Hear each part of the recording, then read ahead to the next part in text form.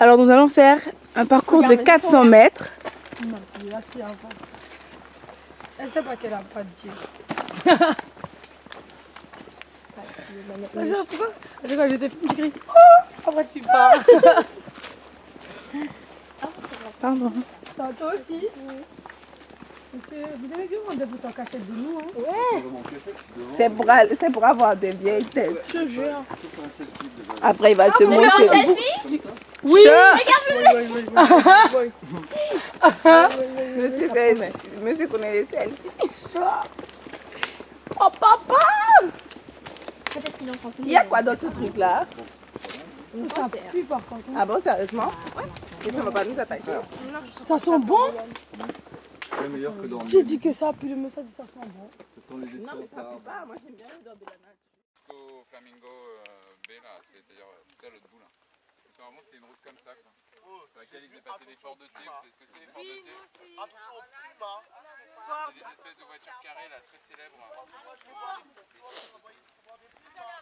C'est la première voiture grand public.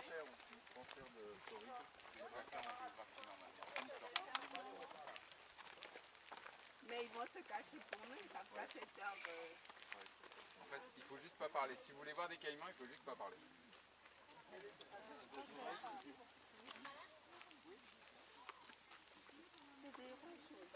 Regarde ça.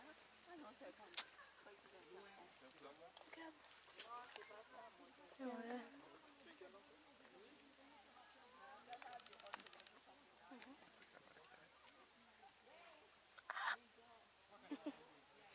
C'est un corbeau. C'est un corbeau. C'est un cormoran. Un corbeau. J'ai entendu un corbeau. Ou un truc qui y ressemble. C'est des oiseaux plongeurs en fait. Ils nagent très très bien. D'accord. Regarde. Ils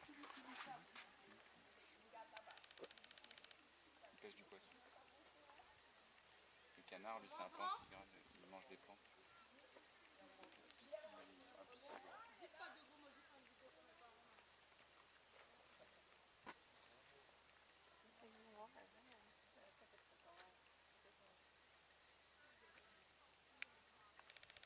Il reste longtemps sur l'eau quand même.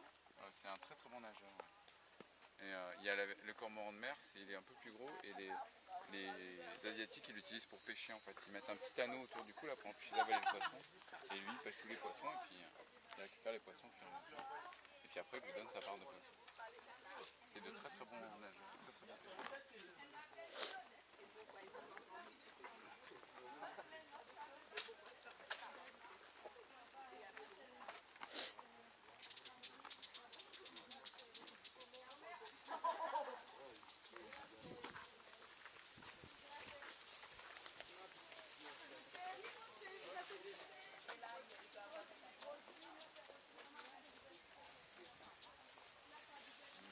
C'est souvent de la décomposition des feuilles.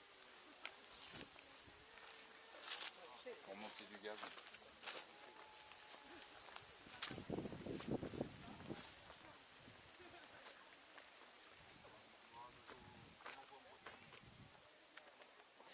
C'est joli, hein? C'est très beau, les Everglades. Son pêche aussi. C'est une tortue carnivore. Regarde. Ah oui, il y a un poisson. Oh, il y a une tortue. Il y a une tortue et un poisson. Regarde, la tortue est là-bas, il y a un poisson dessus. Mais j'ai peur de mettre mon téléphone. Elle est où la tortue? Elle est passée où?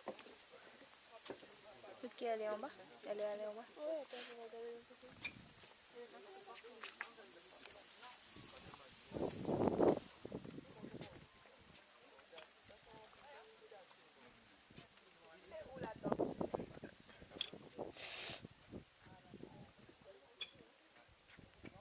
Il y a quelque chose, on dirait. Ouais. Ou c'est le vent? Ouais. Je crois que c'est le vent.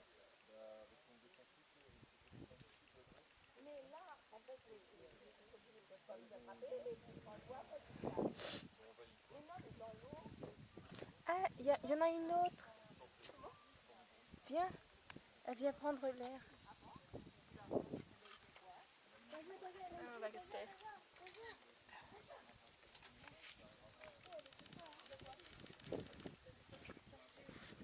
Ici, déjà la tortue est ici. Regarde. Elle est où? La tortue est ici. C'est une belle tortue, hein? Regarde là-bas. C'est des choux dans l'eau? Regarde là-bas. La montagne, c'est... Non, il vient prendre l'air en haut. Et là, je vais la voir. Si, elle est là-bas. Oh, l'eau a l'air bonne, hein? Ouais, man. Regarde, regarde, elle sort sa tête de l'eau, regarde. Regarde. Regarde. Elle remonte. Oh, elle sort même pas beaucoup. Juste son petit nez.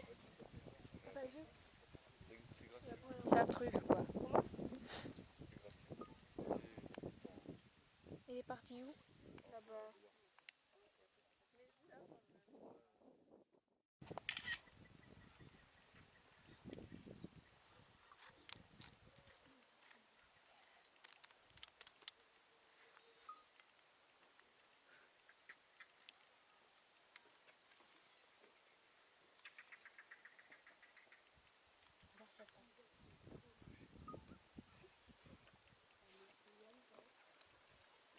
C'est un alligator, hein?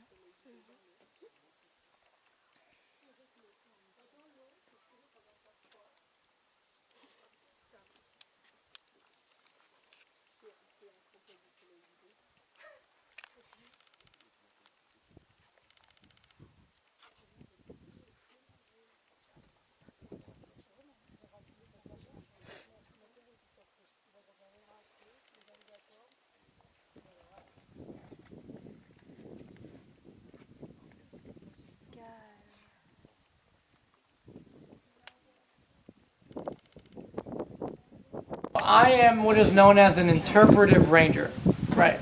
So interpretation is, man, how to describe this? It's always tough. So interpretation is the way to describe something, right? So my job is to make the connection between what is out here and you guys, right?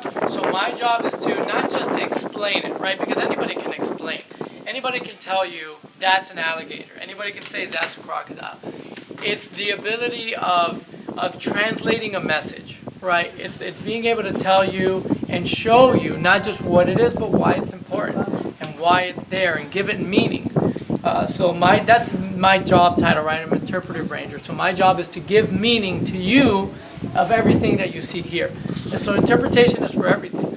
It could be historical. It could be like a museum. It can be anything. If there is something that you want to tell someone about, that's interpretation, right? So it's being able to share and explain meaning and share meaning of something to the visitors. And so that's technically my job. Have you always dreamed of being a ranger? No, I didn't even know about the national park or being a ranger until I really when I got started with the park. It was a university program that got me started with the park. It was a writing program. And so I had known of national parks, but I had never really been to one until I came here. And that was only, a little over a year ago. And I had never been to this part of the park. I went to Shark Valley, which is a little part of the Everglades. It's up here. I went to Shark Valley, which is still part of the Everglades, but I never really spoke to a ranger. I didn't know about any of this stuff. I always liked nature, but I wasn't exposed to the National Park Service. So that's something that you see a lot of here, right? White Americans, they love the National Park Service, right? They go to all the national parks and they grow up in it. But for everybody else, right, I'm a first-generation American. My family was born in Colombia, South America. And so, so my family's Colombian. And so when they came here, right, they weren't involved with nature. They didn't think about going and camping, about going to the Everglades, about going to a national park. So it's not something that I grew up with. And so I had always loved nature since I was a kid. Je suis petite, right? Since I was little, I always loved nature. Always. I used to watch Discovery Channel. I used to watch documentaries on animals. I used to watch the Animal Planet all the time. I used to do all these things. I loved science. I loved space. That's one of my favorite things is space. I love learning about space. Most of the animals here are used to people.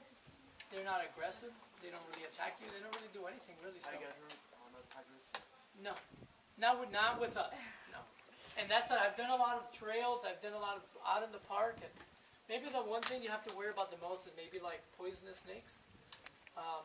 But they're fine too, as long as you don't make an animal feel like you're going to cause them harm, you'll be okay.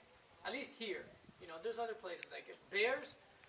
Bears are tough. Okay, bears are tough. You don't want to mess with bears. If you see a bear, you want to be very smart. Go the other way and avoid them. They're tough. But alligators and the animals that we have here, they're not that big of a deal. Last question. Yeah.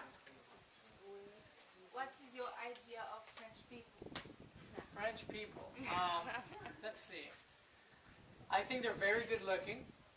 I think that is one thing. I think out of all the Europeans that I've seen, French people are usually the best looking. Now it's different because you guys are from French Guiana, so it's different. But I'm not gonna lie. A lot of times, if someone is kind of rude, lots of times they're from France.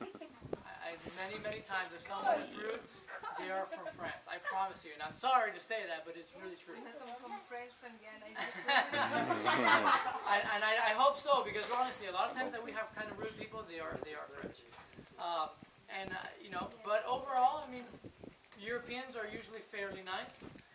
They care. They want to come out here. They want to see these things. You know, there's lots of people who live here that don't care about this stuff. So I have good ideas. I mean, I have pretty good ideas. I've just heard that. I mean, I've heard that they don't like it when you try to speak French to them. I heard that they would rather you speak English than speak French. I don't know if that's true. No. That's what I've heard. No? I don't know. That's what I've heard. But other than that, you know, they're nice people. Good food. Good looking. They're good in my book. Okay. Thank you. No problem. Thank you. Oh, what? Oh, awesome. Thank you so much.